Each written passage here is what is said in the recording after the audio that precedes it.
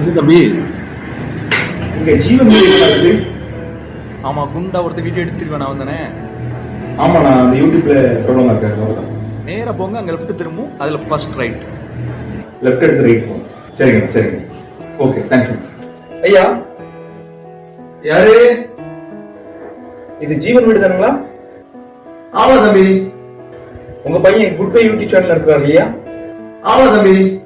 TV சேனல்ல பேட்டி எடுக்க வந்திருக்கோம். வாங்க. டிவி சேனல் வந்திருக்கீங்களா? யார் இவரை பேட்டி எடுக்க வந்திருக்கீங்க? சரி, நல்லது நல்லது நல்லது. ஐயா, உங்க பையன் எங்கேயோ போன்னு சொல்லிட்டு போனான், வருவான்.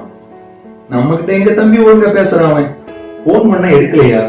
ஆமா தம்பி, ஏதோ போன வீட்டுல வச்சுட்டு போயிருப்போம் நினைக்கிறேன். ஓ அப்படியா? எந்த ஊர் உங்களுக்கு? நாங்க திருவான்மையூர்ல இருந்து வரையா. உங்க பையன் யூடியூப் சேனல்ல நல்ல அழகா பேசுறாரு, நல்ல நல்ல கருத்துக்கள்லாம் சொல்றாரு. ரொம்ப நல்லா இருக்கியா, எல்லாரும் பாராட்டுறாங்க. சரி, அதனாலதான் அவரை பார்த்து ஒரு பேட்டி எடுக்கலாம்னு வந்தோம். அப்படியா? எதுவும் சாப்பிட்டீங்களா தம்பி? இல்லையா, இப்பதான் ஏன் சாப்பிட்டு வந்தேன். சரி வாங்க தம்பி, அவர் ரூம் கூட்டு போறேன், பாருங்க வந்து. இல்ல பரவாயில்ல, இருக்கட்டும், அவர் வரட்டும். அட பரவாயில்ல தம்பி, வாங்க தம்பி. ஐயோ, இன்னைக்கு என்ன நடக்க போகுதுன்னு வேற தெரியலையே. ஏன் தம்பி வெளியே நிக்கிறீங்க? உள்ள வாங்க. இது அவன் வாங்கி வச்ச அவார்ட்ஸ். ஆனா நிலைமையை பாருங்க.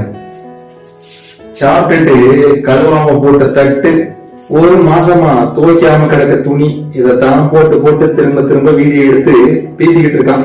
ஓ சரி சரி சரி சரி. நீங்க பாருங்க தம்பி, படுத்த பாயை சுட்டல. வீட்டை பாருங்க எப்படி கிடக்குதுன்னு. குப்பையும் போடலாமா?